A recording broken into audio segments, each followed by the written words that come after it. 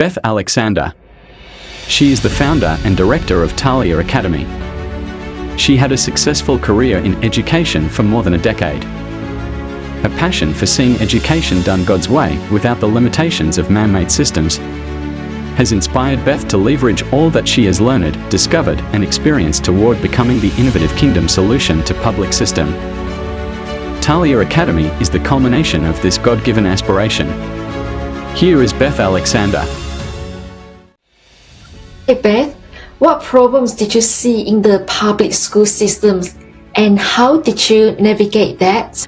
For me, the biggest issues that I would encounter were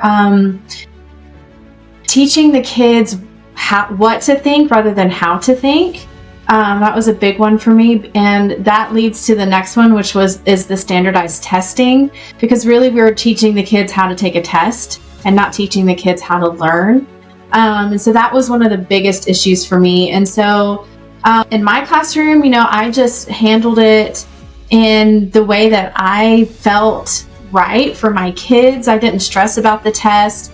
And we just did things in a unique and fun way.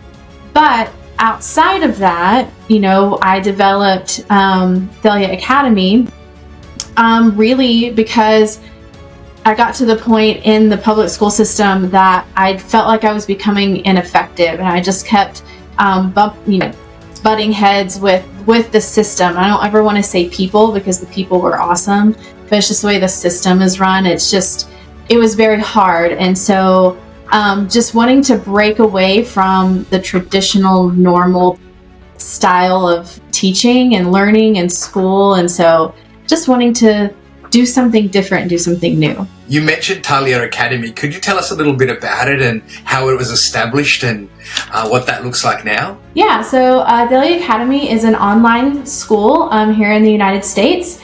It is for 4th through 8th grade students, and it is online, but all the teaching is done live with certified teachers.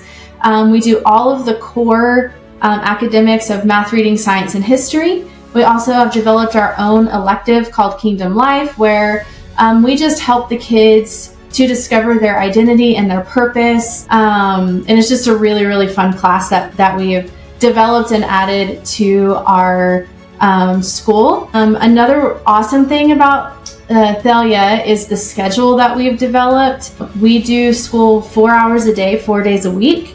And we are accomplishing so much in that time because it's focused time. We're not wasting that time. And we're just seeing a lot of growth and success with our students, and just breaking out of the traditional normal way of doing school or learning, and just taking a fun and unique approach to it. So, yeah. What advice would you give to parents who are homeschooling? I would just say, be patient and take your time, especially if you're not maybe an trained educator. You're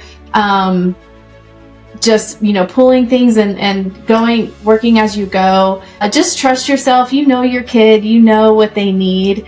And so just give yourself patience and grace, and know that you're doing what's best for your kid in that situation. How do you balance the role of parent and teacher in the homeschooling dynamic? Yeah. And what strategies do you use to maintain a positive learning environment when it's within your own place? Yeah.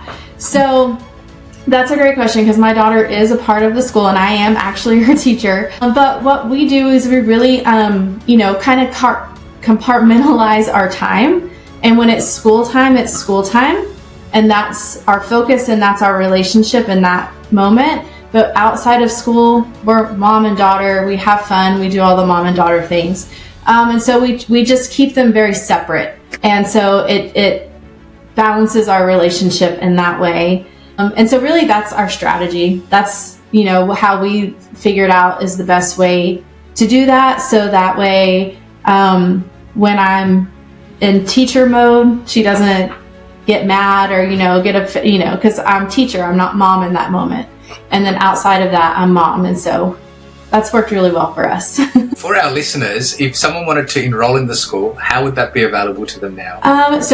Enrollment is open for the next school year, for the 24-25 school year. So you can go to our website, which is thaliaacademy.com. And it has all the information. You can learn about all things Thalia, and then there's also an online application that you can access there. If you could live your life over again, what is one thing that you would do differently? Yeah, so this is a deep question, and I really had to think about it, because I was like, man, I really didn't know. Like, it's not one of those that I was like, oh, I know the answer to that. I really had to think. But after thinking on it, I wish I would have been more confident in who I was at a younger age, or had a better understanding of who I truly was at a younger age. That's another one of the passions we have in Thalia, is helping kids to understand their identity and their purpose, because I didn't understand that until my mid-20s, you know? And I was like, oh, if I could have just known this as a teenager, my life would have, you know, been drastically different. You know, just had been more successful earlier and had more time. But I think that's the one thing, is I wish I would have just believed in myself and known who I was earlier than I figured it out. What is one key message that you could give us today that our listeners could apply practically in their lives this week? So I had to think about this one too, because those are deep questions, and I like them. For me, I would encourage people who are not naturally empathetic to start practicing empathy, because kindness is fantastic and wonderful, but to me, empathy takes it a little deeper, because then you're coming from a place of trying to understand someone's point of view, rather than saying, I don't get it, but whatever, and just move on, or just being nice for the sake of being nice. But when you're empathetic, you're trying to have an understanding, and you're trying to bring an actual solution to whatever you're coming up against. And when you are empathetic, it also brings in patience and grace, which I think our world just needs a lot more of. Like, I think people need to receive more patience and grace, and I think people need to be giving out more patience and grace. And to me, that comes from a place of empathy. And so that would be my encouragement, is for people just to start intentionally trying to be empathetic in situations.